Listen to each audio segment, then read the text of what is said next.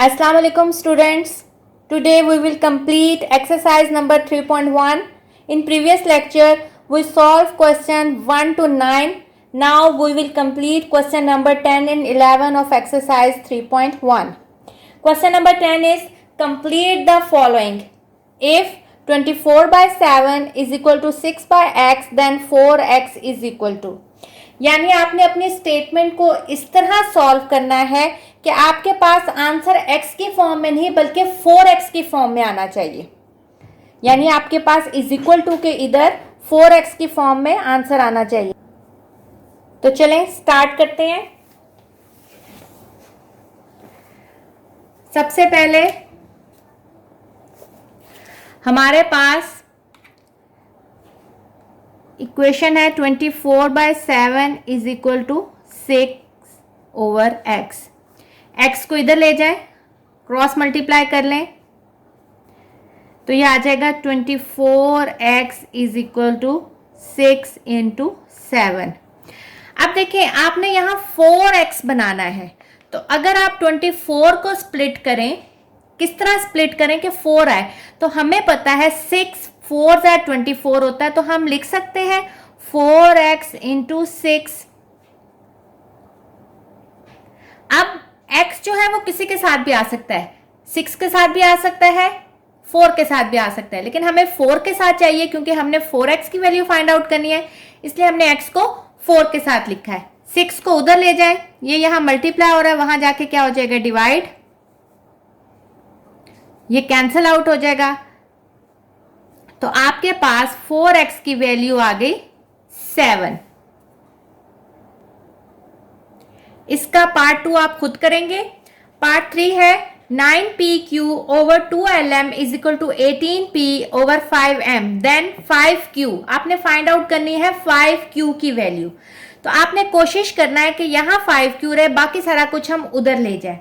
तो अगर आप देखें, हम क्रॉस मल्टीप्लाई करें, पहले हम वैल्यू लिख लेते हैं 9pq over 2lm is equal to 18p over 5m। Cross multiply करें,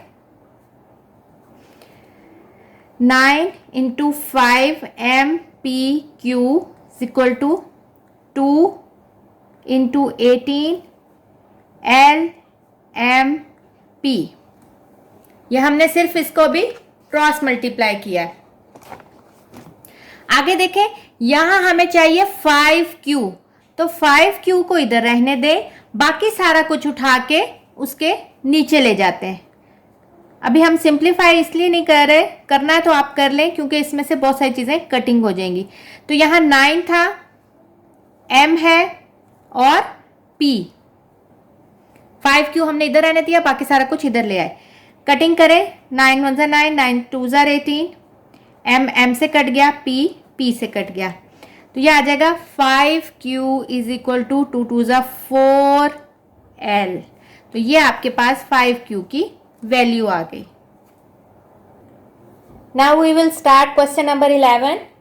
find x in the following proportions. Proportions क्या होती है, हमने प्रीवियस लेक्चर में डिस्कस किया था। When two ratios are in equivalence then it is called proportion. जब दो रेशियोज इक्विवेलेंस में होती हैं तो उसको हम कहते हैं वो प्रोपोर्शन में है। तो अब ये देखें, ये एक रेशियो है और एक ये रेशियो है, ये दोनों रेशियो जो है वो इक्विवेलेंस में है, इसको हमने लिख दिया है ये प्रोपोर्शन है। तो प्रोपोर्शन को सॉल्व करने के लिए हमारे पास एक फॉर्मूला होता है कि प्रोडक्ट ऑफ एक्सट्रीम जो है वो बराबर होता है प्रोडक्ट ऑफ मीन के। यानी मीन क्या है, जो बीच वाली वैल्यूज होती हैं, जो बिल्कुल साथ साथ होती हैं, इनको हम कहते हैं मीन्स, और ये जो बाहर की तरफ होती हैं इनको आप कहते हैं एक्सट्रीम्स। तो हमारे पास बराबर होता है product of mean is equal to product of extreme. तो हम प्रोपोर्शन को सॉल्व करने के लिए ये फॉर्मूला लगाते हैं। तो हम लिखेंगे product of extreme is equal to product of mean.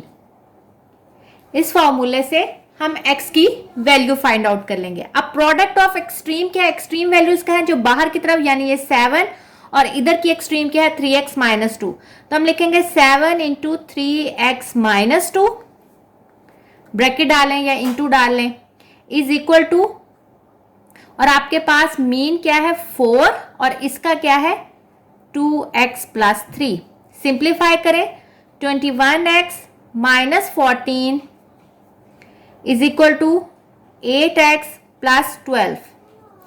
x की वैल्यू को एक जगह इकट्ठी कर लें, 12, ये यहां माइनस हो रहा है वहां जाके प्लस हो जाएगा। 21 में से 8 गया 13 और 12 प्लस 14 हो गया 26। x आ जाएगा आपके पास 26 बाय 13, 13 2 ज़ा 26 होता है, तो x आ गया आपके पास 2। इसका पार्ट 2 क्वेश्चन नंबर 11 का आप खुद करेंगे। अब हम इसका पार्ट 3 करते हैं। x minus 3 by 2 ratio 5 over x minus 1 proportion x minus 1 by 3 ratio 4 over x plus 4। Again proportion है, हमने x की वैल्यू फाइंड आउट करनी है, तो हम क्या करेंगे, प्रोडक्ट ऑफ एक्सट्रीम लेंगे और प्रोडक्ट ऑफ मीन लेंगे। मैंने एरो से शो कर दिया है कि ये आपके पास एक्सट्रीम वैल्यू है और ये आपके पास मीन वैल्यू है। अब आपने पहले एक्सट्रीम लिखनी है। एक्सट्रीम में क्या आएगी आपके पास, ये एक्सट्रीम है और ये एक्सट्रीम है, जिसको मर्जी पहले लिख लें। x माइनस 3 बाई 2 और 4 over x plus 4 is equal to 5 over x minus 1 into x minus 1 by 3। Extreme और ये मीन वैल्यू, ये मीन है और ये एक्सट्रीम है।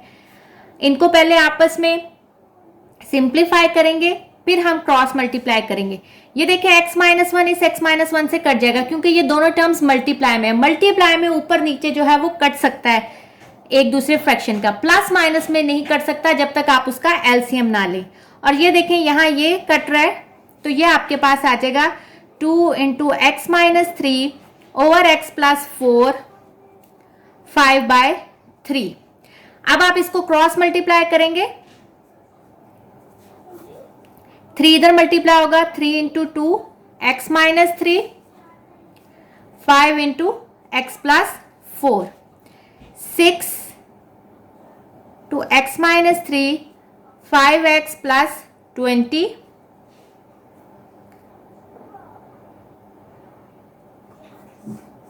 और ये आ जाएगा 6x माइनस 18 is equal to 5x plus 20। आपके पास x की वैल्यूज को एक जगह ले जाए, 6x माइनस 5x और 20 प्लस 18। 6x में से एक x गया x, 20 प्लस 18 आपके पास आ जाएगा 20, 30, 38।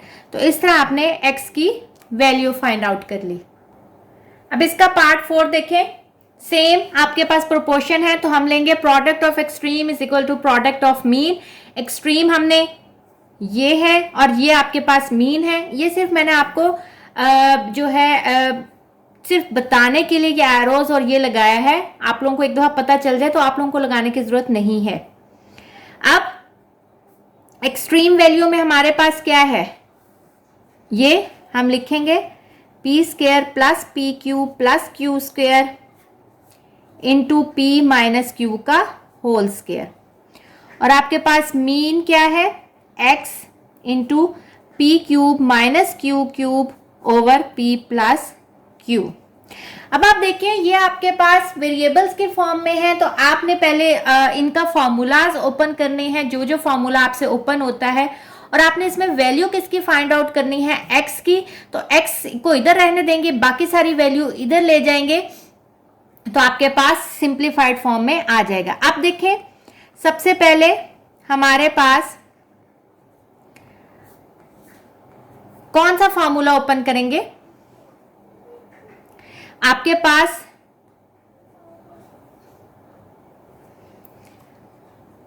पहले हम इनको इधर ले जाते हैं। ये आपके पास p प्लस क्यू, यहाँ क्या हो रहा है डिवाइड, तो यहाँ जाके क्या हो जाएगा मल्टीप्लाई। तो ये मैं p प्लस क्यू को पहले इधर ले आती हूँ, x इधर आ जाएगा और P cube minus Q cube इधर आ जाएगा। अब आपको ये फॉर्मूला पता है कौन सा है, A cube minus B cube किसके बराबर होता है, A minus B into A square plus A B plus B square. तो हम ये फॉर्मूला ओपन करेंगे,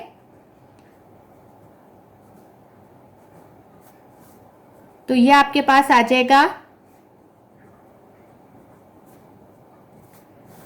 p minus Q P square plus P Q plus Q square. अब देखें ये चीज आपके पास पूरी इससे कट रही है और एक p माइनस क्यू जो है वो किससे कट रहा है, इसकी एक पावर से। ये इस तरह होता है जैसे इसके ऊपर वन पावर है और जो ऊपर जाएगा तो 2 माइनस वन होगा और आपके पास बचेगा p माइनस क्यू। इसके पीछे रीजन ये होती है, वैसे आपको ये स्टेप करने की जरूरत नहीं है। तो ये आ जाएगा आपके पास p माइनस क्यू और p प्लस क्यू। आपको पता है ये कौन सा फॉर्मूला, अगर हमारे पास a प्लस बी और a माइनस बी हो तो वो आपके पास किसके बराबर होता है, ए स्क्वायर माइनस बी स्क्वायर के। तो इसका मतलब ये आपके पास बराबर हो जाएगा P square minus Q square के और यही आपके पास x की वैल्यू है। इसका जो लास्ट पार्ट है, फिफ्थ पार्ट, वो इजी है, वो आप लोग खुद कर लेंगे। अब हम स्टार्ट करते हैं exercise number 3.2। Exercise number 3.2 start करने से पहले आपको एक दो कॉन्सेप्ट क्लियर करने हैं। वेरिएशन क्या होती है, वेरिएशन आपने अक्सर ये लफ्ज सुना होगा। वेरिएशंस होती हैं कि जो चीज़ वेरी करे, वेरी इस तरह करे कि अगर आपके पास एक चीज़ बढ़ रही है दूसरी कम हो रही है तो क्या वेरिएशन आ रही है, या एक बढ़ रही है दूसरी भी बढ़ रही है तो क्या वेरिएशन है। तो वेरिएशन दो तरह की होती हैं, एक डायरेक्ट वेरिएशन होती है और एक इनडायरेक्ट वेरिएशन होती है। डायरेक्ट वेरिएशन क्या होती है, ये आपके पास यहाँ डेफिनेशन भी है, आप इसको मार्क कर लें। If two quantities are related in such a way that increase और decrease in one quantity causes increase और decrease in the other quantity then this variation is called direct variation. यानी अगर आपके पास एक क्वांटिटी बढ़ रही है और साथ दूसरी क्वांटिटी भी बढ़ रही है तो इसका मतलब ये आपके पास डायरेक्ट वेरिएशन है। जैसे अगर हम इसको फॉर एग्जाम्पल ऐसे लें कि आप जब स्पीड कार की बढ़ाते हैं तो उतना ही ज़्यादा आप डिस्टेंस कवर करते हैं, तो डिस्टेंस कवर जो है वो डायरेक्टली प्रोपोर्शनल हुआ, यानी डायरेक्ट वेरिएशन है किससे, स्पीड ऑफ द कार से।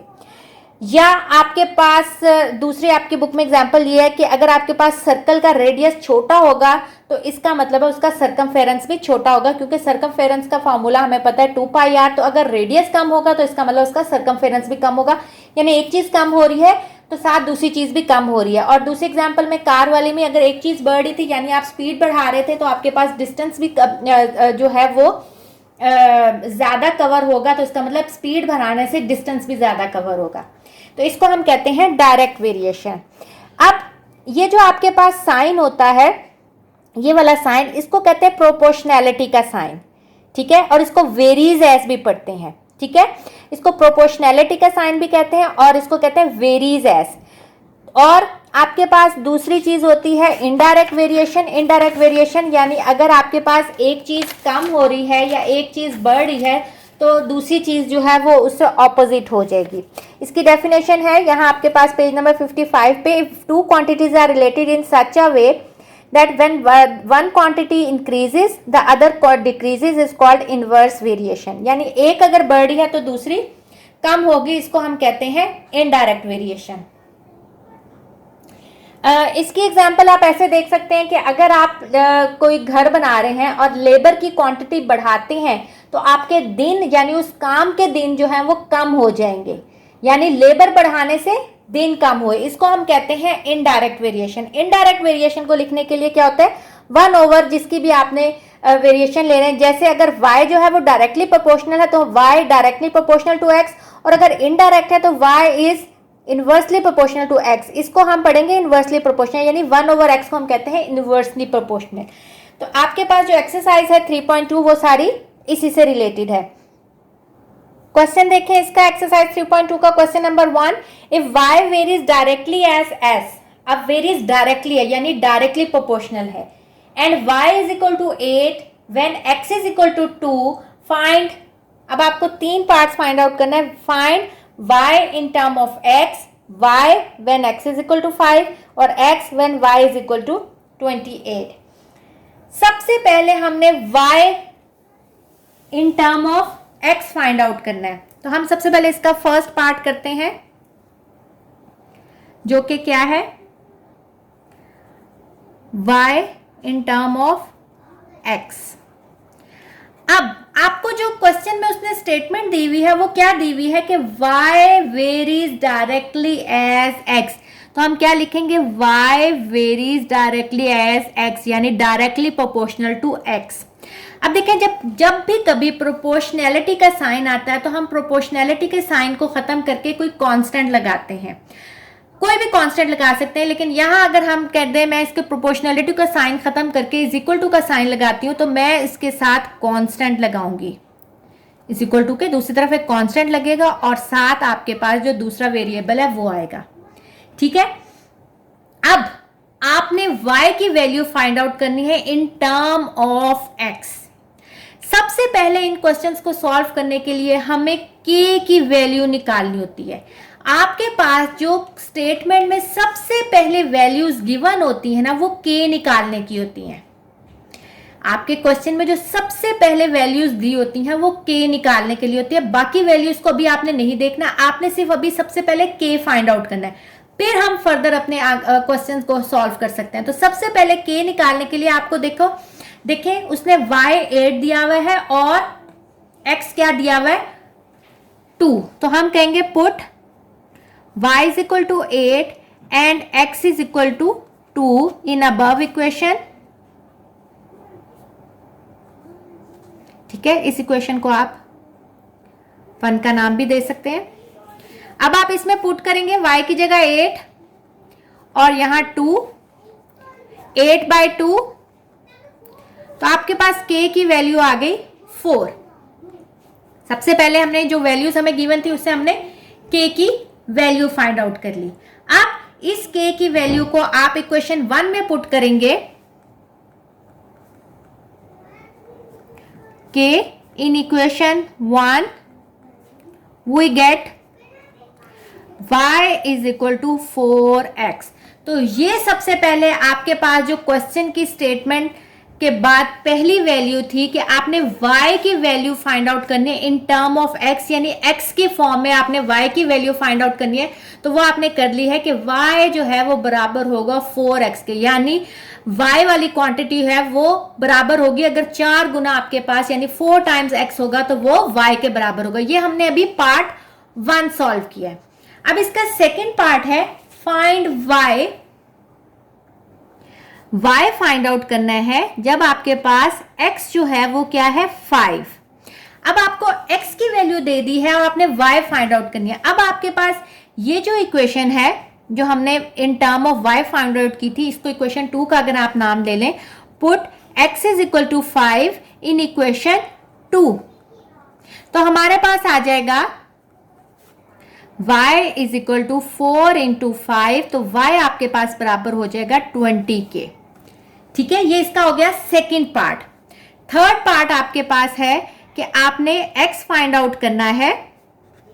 आपके पास y क्या है 28, तो वही जो आपके पास यही जो इक्वेशन है 3 वाली, इसमें अगर आप y की वैल्यू पुट कर देंगे तो आप x की वैल्यू फाइंड आउट कर सकते हैं। तो हम लिखेंगे put y is equal to 28 in equation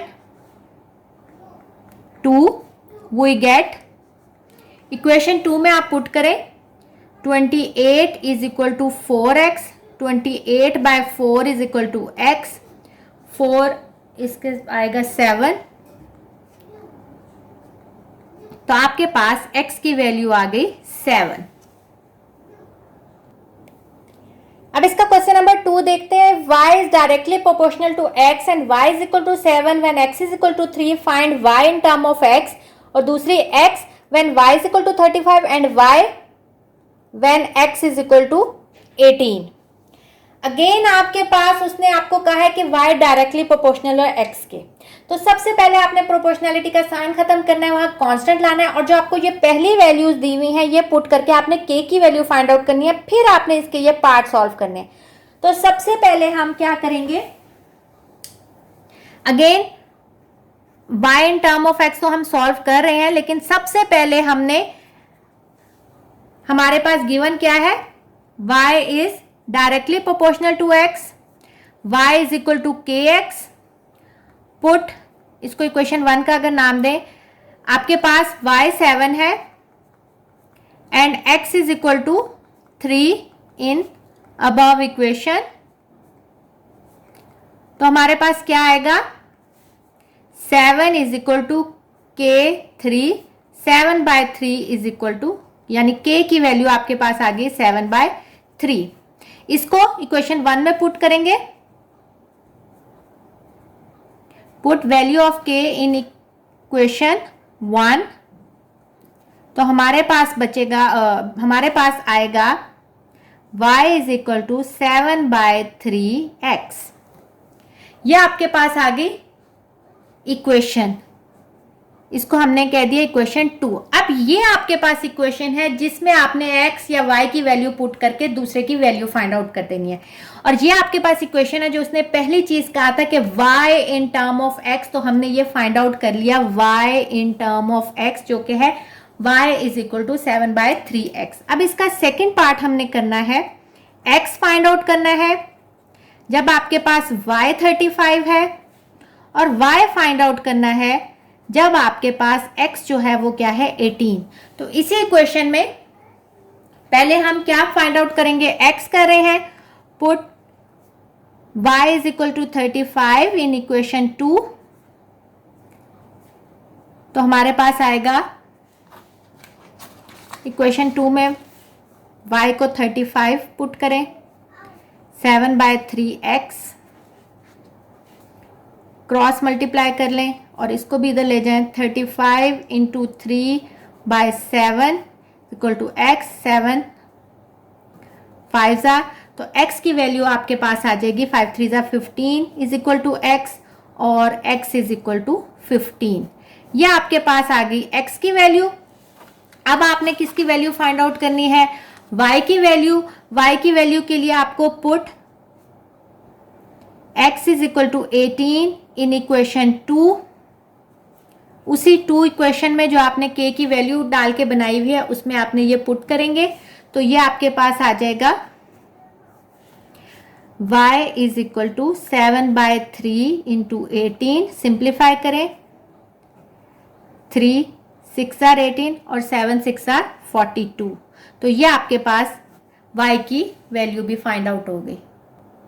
अब इसका थर्ड पार्ट देखें. If r is directly proportional to t and r is equal to 5 and t is equal to 8, find the equation connecting r and t. यानी आपने एक ऐसी equation जिसमें k की value put हुई हो और r और t का जो रिलेशन है उसमें आपने एक इक्वेशन करनी है. यानी सबसे पहले आपने k फाइंड आउट करना है. और देखिए आपको मैंने बताया था जो पहली वैल्यूज होती हैं वो k फाइंड आउट करने के लिए होती हैं. तो आप इन वैल्यूज को पुट करके पहले आप k फाइंड आउट करेंगे, k को इक्वेशन में पुट करके आपके पास वो इक्वेशन आ जाएगी. फिर आपने क्या फाइंड आउट करना है, also find r find out करना है जब t 64 और t फाइंड आउट करना है जब r 20 है. तो ये भी आपके पास प्रीवियस क्वेश्चन की तरह है. सबसे पहले हमारे पास रिलेशन क्या है, r is directly proportional to t. Sign खत्म करेंगे प्रोपोर्शनैलिटी का तो k t आ जाएगा. अब आपके पास इसको अगर मैं इक्वेशन 1 कहूं, put r is equal to 5 and t is equal to 8 in above equation. तो आपके पास k आ जाएगा 5 k 8 और 5/8 is equal to k. Put value of k in equation 1. k को पुट करेंगे तो आपके पास आ जाएगा r is equal to 5/8t. तो ये आपके पास सबसे पहले उसने कहा था कि आपके पास ऐसी इक्वेशन कनेक्ट करें जिसमें r और t कनेक्ट हो रहे हो. तो हम कह सकते हैं r जो है वो 5/8t के बराबर है. अब उसने आपको क्या फाइंड आउट करने के लिए दिया है, r. तो हम करेंगे r फाइंड आउट करेंगे व्हेन t जो है आपके पास 64 है. चाहे आप इसको हाईलाइट कर लें, r फाइंड आउट करना है आपने, t 64 है. ठीक है, इसको इक्वेशन 2, यानी ये आपके पास इक्वेशन 2 में ही आपने अब ये r और t की वैल्यू फाइंड आउट करके दूसरे की वैल्यू फाइंड आउट करनी है. तो आप put t is equal to 64 in equation 2. 64 put करेंगे, r is equal to 5/8 into 64, simplify करेंगे, 8 8 जार 5 8 जार 40, तो r की आपके पास वैल्यू आ गई 40। अब आपने क्या फाइंड आउट करना है, t फाइंड आउट करना है। आपके पास r जो है वो दिया हुआ है 20, put r is equal to 20 in equation 2, we get, आपने r को क्या पुट करना है इसी अबव इक्वेशन में 20, 5/8 t, क्रॉस मल्टीप्लाई करेंगे या ये पूरा उठा के इधर ले जाएंगे, ये यहाँ डिवाइड हो रहा है, वहां जाके मल्टीप्लाई होगा, ये मल्टीप्लाई होगा, ये डिवाइड हो रहा है, 5 4 जार और 8 4 जार आपके पास होता है 32, तो t की वैल्यू आ गई आपके पास 32। इसका अब हम क्वेश्चन नंबर 5 करते हैं। क्वेश्चन नंबर 4 और 6 आप खुद करेंगे। क्वेश्चन नंबर 5 में देखें, अगेन वही आपको दिया हुआ है, v is directly proportional to r cube. इस दफा उसने r की पावर क्यूब में यानी r क्यूब के बराबर दिया है v को। सॉल्व उसको बिल्कुल वैसे करना है, ये पहली वैल्यूज r के वो k फाइंड आउट करने के लिए है, और फिर उसने कहा है r फाइंड आउट करें, सिर्फ r फाइंड आउट करें जब v जो है वो आपके पास 625 है, तो उसने आपको एक वैल्यू फाइंड आउट करने के लिए दिया। तो सबसे पहले हमें पता है v directly proportional to r cube, proportionality का साइन आएगा। आप सबसे पहले k फाइंड आउट करना है, पहली वैल्यू क्या है, v is equal to 5 and r is equal to 3 in above equation. Above equation में जब आप पुट करेंगे तो आपके पास आ जाएगा 5 इज इक्वल टू k, 3 का क्यूब, 3 का क्यूब होता है 3 3 9 3 27, तो 5/27 इज इक्वल टू k, ये आ गई k की value. Put value of k in equation 1, in equation 1 में पुट करेंगे तो आपके पास आ जाएगा v is equal to 5/27 r cube. ये आपके पास ऐसी इक्वेशन है जो v और r क्यूब को आपस में कनेक्ट करती है। अब आपने फाइंड आउट क्या करना है, r फाइंड आउट करना है when v is equal to 625। सिर्फ उसने आपको r फाइंड आउट करने के लिए दिया हुआ है, तो हम r फाइंड आउट करेंगे। तो आपके पास इसी जो अबव इक्वेशन है इसमें v की वैल्यू पुट करेंगे, put v is equal to 625 in equation 2, तो हमारे पास क्या बनेगा, v 625 5/27 r क्यूब, ये उधर जाएगा 625 into 27 divided by 5 equal to r cube. Simplify करेंगे, 625 into 27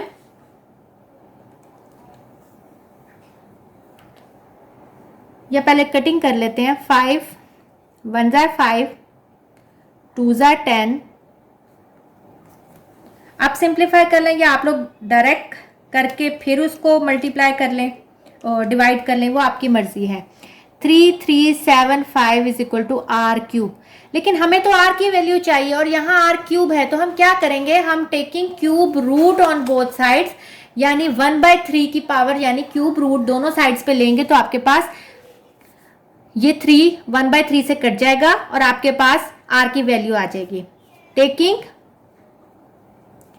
cube root on both sides, जैसे स्क्वायर रूट होता है ऐसे क्यूब रूट होता है, तो हमारे पास क्या बनेगा 3375 का क्यूब रूट में ये छोटा सा 3 डालना जरूरी होता है,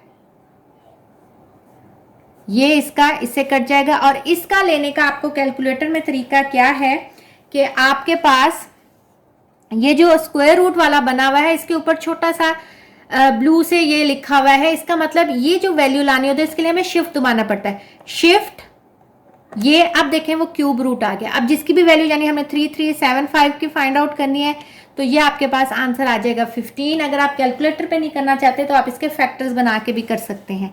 तो मेरे पास r जो है वो आ गया 15 और आपको उसने r ही फाइंड आउट करने के लिए दिया था। होप कि आपको 3.1 के लास्ट क्वेश्चन और 3.2 के क्वेश्चन नंबर 6 तक समझ आ गई होगी। जो मैंने आपको होमवर्क दिए हैं वो करें, और कोई प्रॉब्लम होगी तो आप मेरे से कमेंट्स में पूछ सकते हैं या मैसेज में पूछ सकते हैं। ओके स्टूडेंट्स, टेक केयर, अल्लाह हाफिज।